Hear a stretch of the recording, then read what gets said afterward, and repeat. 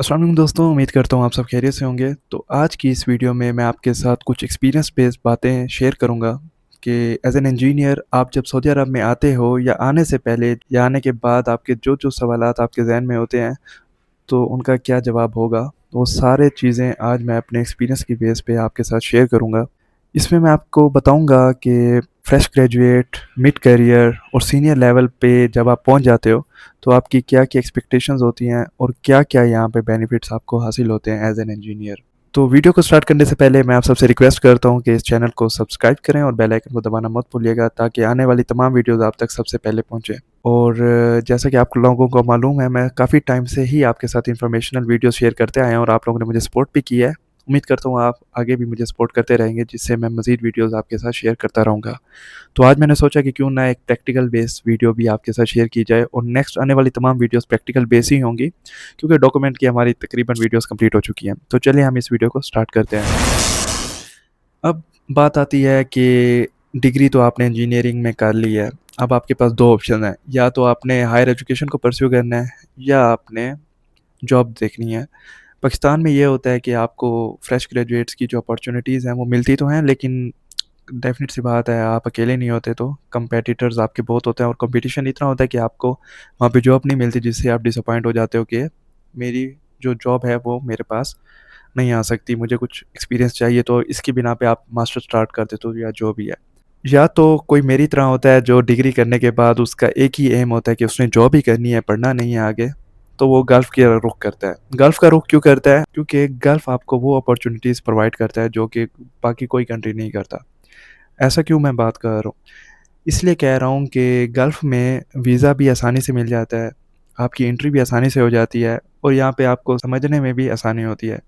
कुछ लोग आपको ये कहते हैं कि फ्रेश ग्रेजुएट्स की जॉब्स नहीं हैं गल्फ़ में, सही कहते हैं, मैं मानता हूँ। लेकिन हर उस बंदे की यहाँ पे जॉब है जो यहाँ पे मेहनत करना जानता है और जिसको यहाँ पे पता है कि किस तरह मैंने अप्लाई करना है और किस तरह मैंने अपने डॉक्यूमेंटेशन को स्ट्रॉन्ग करना है और किस तरह मैंने इंटरव्यू की तैयारी करनी है। जो ये चीज़ें जान जाता है उसके लिए यहाँ पे जॉब हासिल करना कोई मुश्किल नहीं है, चाहे वो फ्रेश ग्रेजुएट है, वो मिड करियर पे है या सीनियर लेवल पे है। अगर आप फ्रेश ग्रेजुएट हैं और आप सऊदीया में आ चुके हैं, तो आपको अब जॉब किस तरह ढूँढनी है, क्या एक्सपेक्टेशंस रखनी है और क्या-क्या चीज़ें रिक्वायर्ड हैं, वो सारी चीज़ें मैं आज इस वीडियो में बताने लगा हूँ। सबसे पहले मैं आपको बताऊँ कि फ्रेश ग्रेजुएट की डेफिनेशन यहाँ पे सऊदी अरब में क्या है। एक सऊदी कौंसल की मैंने वीडियो बनाई कि उसमें रजिस्ट्रेशन हमने किस तरह करनी होती है, तो उसमें मैंने ऑलरेडी बताया कि आपकी डिग्री के दौरान डिग्री करने के बाद तक का 5 साल का डिफरेंस होना चाहिए या 5 साल का गैप होना चाहिए, तब जाके आप वहाँ पे सऊदी काउंसिल ऑफ इंजीनियर्स में रजिस्टर होने के अहल होते हैं। मैं ये सऊदीया की बात कर रहा हूँ। इसका मतलब ये है कि अगर आप 2022 के ग्रेजुएट हैं, 2027 तक आप एक्सपीरियंस करें, ना करें, जो भी है, आपकी 2027 तक वहाँ पे रजिस्ट्रेशन नहीं हो सकती। उसके बाद ही जैसे ही 5 साल पूरे होंगे, आप रजिस्टर हो जाएँगे एज़ एन इंजीनियर और आपकी जो इंजीनियरिंग जॉब्स हैं वो एज़ एन इंजीनियर वहाँ पे स्टार्ट हो जाती हैं। अब मैं बात करता हूँ कि एक्सपेक्टेशंस क्या होती हैं और वहाँ पे डेफ़िनेशन क्या होती है। वहाँ पे 2 से 3 कैटेगरीज़ यहाँ पे सऊदीया में बनाई जाती हैं एक्सपीरियंस की बिना पे। फर्स्ट कैटेगरी ये होती है 0 टू 3 इयर्स एक्सपीरियंस की, जिसमें फ्रेश ग्रेजुएट्स को अक्सर वहाँ पे पुट किया जाता है, जो कि फ्रेशर्स होते हैं। पाकिस्तान से आपका 2 साल का तजुर्बा है, 3 साल का है, आप वहाँ पे फ्रेशर ही कंसीडर होते हैं। उसके बाद 3 से 5 साल का, उसके बाद 5 से अबव जो भी होता है वो सीनियर लेवल, मिड करियर, जहाँ पे भी एडजस्ट हो जाए, जहाँ पे भी उसका लक लग जाए वो लग जाता है। अब मैं ये बात क्यों कह रहा हूँ, क्योंकि 5 साल के बाद आपके पास रजिस्ट्रेशन आ जाती है सऊदी कौंसिल की और आप एलिजिबल हो जाते हो बड़े प्रोजेक्ट्स के लिए। और जो अच्छी कंपनीज़ होती हैं वो प्रेफ़र करती हैं 5 साल के एक्सपीरियंस को, क्योंकि रजिस्ट्रेशन में उनको आसानी होती है। जिस तरह पीएससी की रजिस्ट्रेशन के बाद कंपनीज़ को बेनिफिट होता है, सिमिलर इसी इधर भी एसईसी की सऊदी कौंसिल से रजिस्टर होने के बाद भी कंपनीज़ को बेनिफिट होता है जब वो इंजीनियर हायर करती हैं। सबसे पहला बेनिफिट है कि आपका जो वीज़ा है वो इंजीनियर का ही निकलता है, आपके अपने प्रोफेशन का निकलता है जैसे ही आप यहाँ पे सऊदी कौंसिल से रजिस्टर होते हैं। उससे पहले आपका वीज़ा लेबर का होगा या दूसरी कैटेगरीज़ का होगा, लेकिन आपकी अपनी फील्ड इंजीनियरिंग से रेलिवेंट नहीं होगा। इंजीनियरिंग से रेलिवेंट का मतलब है, अगर आप मैकेनिकल इंजीनियर हैं तो आपका जो इकामा होगा वो मैकेनिकल इंजीनियर का नहीं होगा। कोई और हो सकता है, टेक्निकल हो सकता है जिसमें कौंसिल की रजिस्ट्रेशन रिक्वायर्ड नहीं होती, लेकिन ये नहीं हो सकता। उसके बाद मैं बात करता हूँ कि सैलरी ब्रेकडाउन की। अगर आपका एक्सपीरियंस 0 टू 3 इयर्स के दरमियान लाया करता है, तो आपकी जो एक्सपेक्टेशन होनी चाहिए वो वैरी करती है कंपनी टू कंपनी। अगर मैं कंस्ट्रक्शन फील्ड की बात करता हूँ तो आपकी जो एक्सपेक्टेशन होनी चाहिए वो अराउंड 5 तक होनी चाहिए, यानी 4000 से 5000 या 5500, इतनी आपकी एक्सपेक्टेशन होनी चाहिए। यहाँ पे आपको कंस्ट्रक्शन फील्ड में आसानी से मिल जाती है, शर्त ये कि आपके पास इंटरव्यू डिफेंड करने जितना हिम्मत होनी चाहिए। इंटरव्यू डिफेंड करने तक पहुंचने के लिए आपकी सीवी स्ट्रॉन्ग होनी चाहिए। सीवी में इंटर्नशिप्स हो सकती हैं और भी रेलिवेंट एक्सपीरियंस हो सकता है जो कि आपको इसमें टॉप पे रखता है बाकी कैंडिडेट से। उसके अलावा ये फ्रेश ग्रेजुएट की सीवी मैटर करती है, उसकी डॉक्यूमेंटेशन मैटर करती है, और यहाँ पे मैंने देखे हैं फ्रेश ग्रेजुएट भी यहाँ पे अच्छी पैकेजेस पे हायर हो जाते हैं। तो ये एक मिथ ही है कि आपकी फ्रेश ग्रेजुएट वहाँ पे जाके जॉब हासिल नहीं कर सकते। यहाँ पे जॉब्स मिलती हैं, लेकिन उनको मिलती हैं जो यहाँ पे इंटरव्यू डिफेंड करते हैं। डेफिनेट सी बात है, इंटरव्यू थोड़ा सा टेक्निकल होता है, आपको उसके लिए तैयारी करनी पड़ती है। और नेक्स्ट सारी वीडियोज़ में कुछ वीडियोज़ ऐसी भी होंगी आपके लिए जो तैयारी है वो बताऊंगा कि रियल टाइम इंटरव्यू में किस किस्म के सवालात आपसे पूछे जाते हैं और किस फील्ड के किस किस्म के सवालात आपको आने चाहिए। तो ये नेक्स्ट वीडियो में होगी। इस वीडियो में मैं थोड़ा सा इसको बेसिक बेसिक कवर करना चाह रहा हूँ। अब नेक्स्ट मैं चलता हूँ 3 to 5 ईयर्स एक्सपीरियंस पे। तो इस एक्सपीरियंस के बंदे की जो एक्सपेक्टेशन होनी चाहिए वो तकरीबन 7 to 8,000 होनी चाहिए। उसको इतना पैकेज यहाँ पे कंस्ट्रक्शन फील्ड में मिल जाता है। अगर मैं इंडस्ट्री या किसी फैक्ट्री बेस की बात करता हूँ तो उसमें कह सकते हैं कि आपका पैकेज कम लग सकता है, क्योंकि वो इतने बड़े सेटअप नहीं होते, कंस्ट्रक्शन प्रोजेक्ट्स बहुत ज़्यादा होते हैं। तीसरी जो एक्सपीरियंस की बात है वो है 5+ ईयर्स की, तो उसका तो 10,000 से अबव ही उसकी जो मेंटेलिटी हो, या मैं कह सकता हूँ कि एक्सपेक्टेशन हो, वो इतना होनी चाहिए जिससे वो आराम से डिफेंड कर सकता है, और उसको इतना पैकेज मिल भी जाता है कंस्ट्रक्शन फील्ड में। तो ये वो चीज़ें थी जिसमें मैंने आपको एक्सपीरियंस का बताया, और एक मिथ भी, एक बात भी क्लियर की कि फ्रेश ग्रेजुएट को जॉब मिलती है नहीं मिलती। यहाँ पे फ्रेश ग्रेजुएट को भी जॉब मिलती है, मिड नहीं मिलनी होती तो मिड करियर वालों को या जो हाईली एक्सपीरियंस्ड है उनको भी नहीं मिलती। क्यों नहीं मिलती? उनकी डॉक्यूमेंटेशन स्ट्रॉन्ग नहीं होती। सबसे मेन डॉक्यूमेंट जो यहाँ आने के बाद आपका होता है वो सीवी होता है।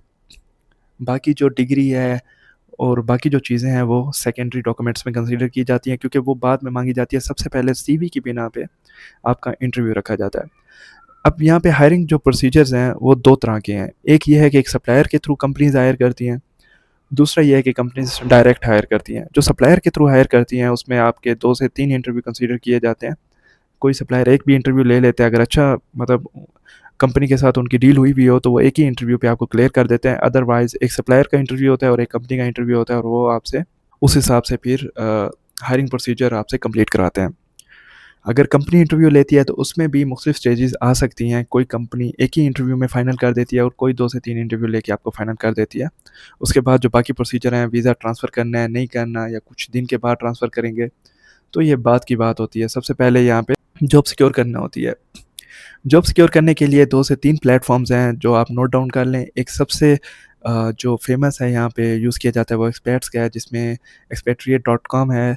उसमें आप किसी भी सिटी में जाके जॉब हासिल कर सकते हैं या जॉब सर्च कर सकते हैं, तो आपको वहाँ पे जॉब नज़र आ जाती हैं और वहाँ पे आप अप्लाई कर सकते हो व्हाट्सएप के थ्रू या ईमेल के थ्रू। उसके बाद है नौकरी गल्फ है, उसके बाद लिंक्डइन है। ये सारे वो प्लेटफॉर्म्स हैं जिसमें आपको एक्टिव रहना होता है इधर आने के बाद, और अपनी फील्ड की जॉब में अप्लाई करना होता है। अगर आप डेली भी यहाँ पे 10 से 20 जगह अप्लाई करते हो, और मुझे उम्मीद है कि अगर आप इसी तरह कंसिस्टेंट रहते हो तो 30 दिन के अंदर अंदर आपके पास 2 से 3 कॉलें होती हैं इंटरव्यू की।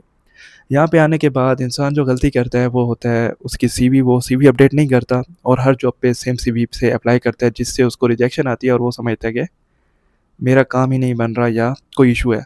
इशू सिर्फ आपके सीवी में होता है। अगर आपकी सीवी ही ठीक नहीं होगी तो एज ए एचआर वो आपको क्यों कंसीडर करेगा। खैर, ये थी वो बातें जो कि आपको मालूम होना चाहिए या आने आने से पहले या आने के बाद।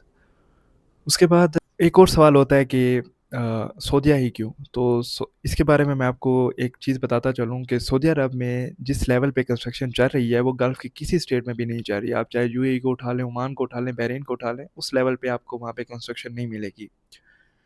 और कंस्ट्रक्शन में सबसे बड़ा बेनिफिट ये होता है कि आपके सैलरी पैकेजेस अच्छे होते हैं, बेनिफिट्स आपको अच्छे मिलते हैं।